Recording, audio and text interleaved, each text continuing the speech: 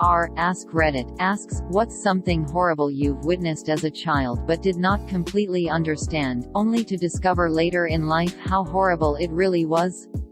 Walking 20 minutes to school only to pass the liquor store parking lot where you see your dad passed out in the parking lot. Helped and watched my best friend's dad pack out the house. I was maybe 6 or 7 at the time and had no idea he was ditching wife, kids, job, or any other adult responsibility. He made the task into a game for me and his son. We were taking things to go camping. After we packed up, he told us boys to head back to town, where there was a local parade going on, and not tell the wife, Mum, because it was a surprise. As young as I was, I had no idea of the magnitude of what he was doing. Apparently he cleaned out their bank accounts, money, and valuables. We were just excited to go camping. An hour later, my buddy's life was in ruins and they had to leave the house they were renting and move away. To this day, I have no idea what happened to my childhood friend, his mum, or the dad. Was the parade real, at least? My dad and I were going camping when I was 5 or 6 years old. We headed out early, 5:00 a.m. or so, and saw something in the ditch a couple houses down from us. We pulled over thinking it was an animal. It was a woman. This woman was missing her entire bottom half of her body. Legs several meters away, she was dead and laying face down in a pool of her own blood. Dad quickly hurried me back into the truck trying to block my vision. We turned around, sped back home, called the cops and waited until we saw their lights over the hill before we headed back out. The entire camping trip, Dad was shaken in a way I had never seen him before. He barely said anything all night. I didn't think anything of it. Really. When we got home, my mom told me that the lady had been hit by a drunk driver on her morning walk. She had been hit so hard that her body was severed in the middle. Unfortunately, she was a friend of my parents from way back and they talked at least once a week or so. Now that I'm older with my own kids, it gives me chills thinking about what was going through my dad's mind. All he wanted to do was to get me away from that horror. Something was always off about step-uncle Caesar.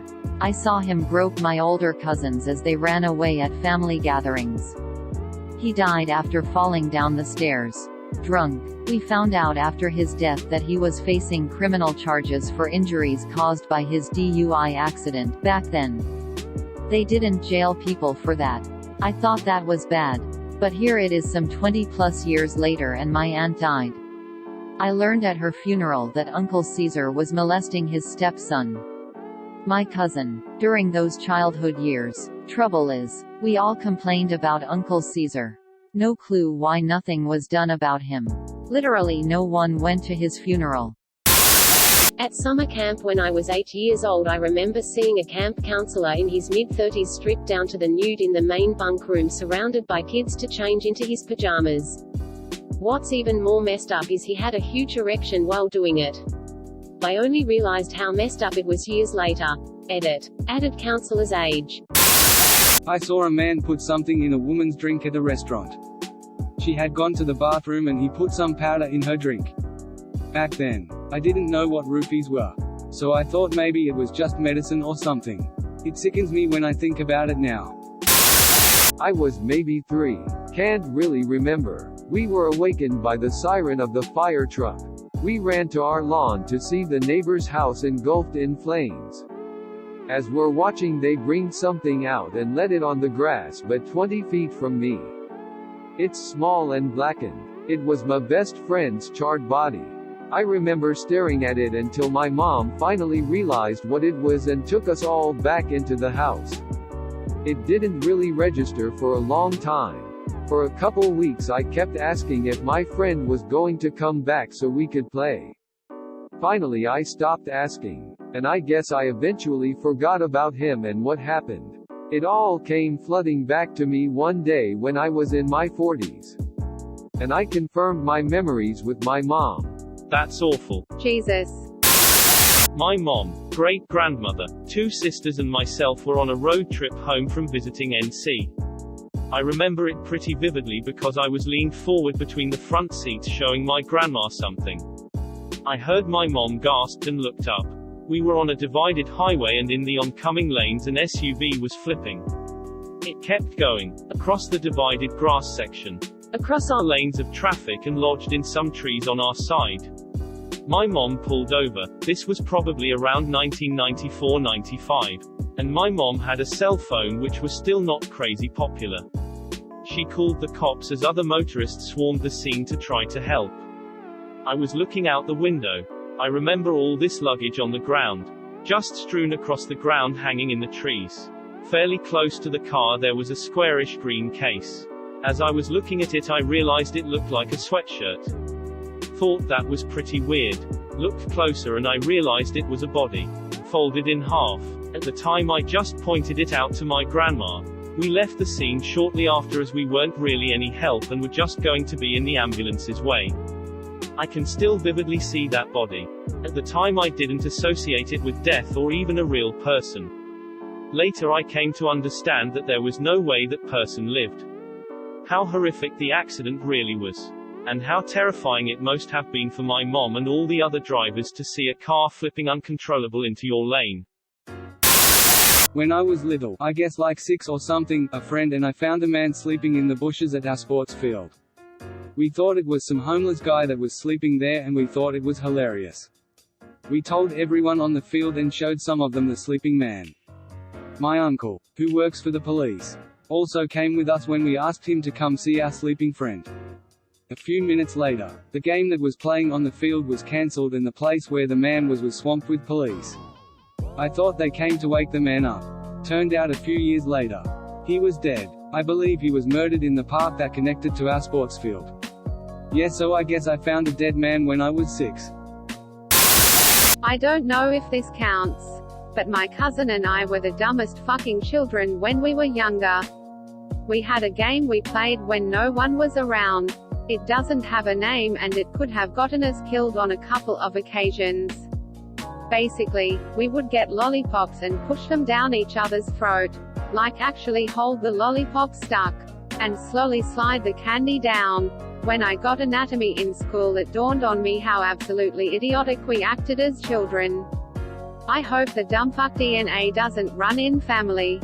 I'm constantly reminded that parenthood is mostly about preventing your dumbass kids from killing themselves until it's no longer your legal responsibility. Out of all these terrifying comments, this will haunt me forever. When I was 11 my mum and I left my dad and were homeless. I did not realize we were homeless till I was 20. I just thought we were on some kinda excursion. We were just kinda sleeping in the car and at friends' houses for a while. I just had so much trust for my mother I was never once startled by the situation. My mother is also very creative. Wow. I found these flavored tuna pouches. Wouldn't it be cool if we acted like cats? I bet you can't brush your teeth with only a water bottle. And other classics like I'm gonna leave you at the library for a while. About 2 years later we did find a house. Edit. To clarify, we were only homeless for 2 years. Haha. It just didn't occur to me that we were actually homeless till I was 20. Also I will hug my mother plenty for everyone. P.S. She now has a very nice house with 4 kittens and gets to retire in 3 years. She's my everything. When I was about 6 my mum was driving me and some neighbor kids home from a day at the beach. As we crossed a bridge there was an old man standing on the side of the road. My mum looked in the rear-view mirror after we passed him and noticed he was gone. This was before cell phones so she pulled over and started flagging down cars. Thankfully one of the first cars she flagged down had a CB radio and called an ambulance. Meanwhile my friends and I were looking down at the man, lying on train tracks at the bottom of the bridge. My mum told us he fell and was going to be okay. It wasn't until years later that I found out he had jumped to his death because his wife of 50+ years had just died of cancer. Wow, that must have been hard for your mother to keep it together for the sake of her kids. I saw a video on WorldStar a few years ago involving an 8-year-oldish kid slapping his mother with vigor. The mother was laid out outside high as a kite on IV heroin. The boy, clearly not new to this, was so sad and frustrated, was crying while slapping his mother, yelling for her to wake up. The neighborhood adults were gently trying to calm the boy and tell him not to hit her, but you could tell from the body language everyone understood he was in a lot of pain and why. It honestly felt like he was trying to beg her to be his mum and take care of him. I have only mild recollection of this, but apparently people were doing a lot of IV heroin, cocaine around me as a child. When we got to our drug awareness DARE type class in the 3rd or 4th grade, they showed us pictures of drugs and needles and stuff with the usual scare tactics. My classmate, confused, asked how the powder could go inside the needle. Ever helpful. My 8-9-year-old self explained that you had to get a spoon and cook it over a candle first until it melted down. My teacher was not happy. We were too poor to afford a sitter, so mom would always take me out on dates with her. On one of her first dates, the guy took us to Chuck E. Cheese. Ordered a Hawaiian pizza, then sent it back because he claimed the chef skimped on the pineapple.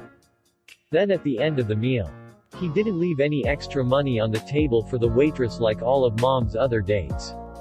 When I questioned him about it, he told me, a tip is like respect.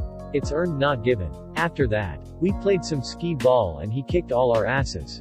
When I asked how he got so good, he told me he came here every night to play. He also knew a lot of the kids on a first-name basis. Years later, it came out he prowled Chuck E. Cheese for kiddos to diddle. This is why they have security now. One of my teachers ended up being convicted for sexual abuse of children. He used to stroke the girls' hair and rub their shoulders' backs. He would take a bite out of an apple and then rub the fruit on a girl's arm, then would lick or bite the same part of the apple he rubbed on the girl while staring at her. I'm pretty sure he intentionally left his fly down all the time. As kids we found it funny, but as an adult I'm so disturbed by it. If someone talked too much he would duct tape their mouths shut and tape their hands together. Then walk them like a prisoner over to the chair next to his desk and force them to sit there. We were 9 or 10 when we were in his class. About 13 years ago. He was arrested only a year ago. There were 4 cases against him, but I'm sure he abused more. Fuck you, Mr. Tucker. You sick bag of shit. Thank you for watching. Please like and subscribe to support the channel, and above all, have an excellent day, you marvelous people.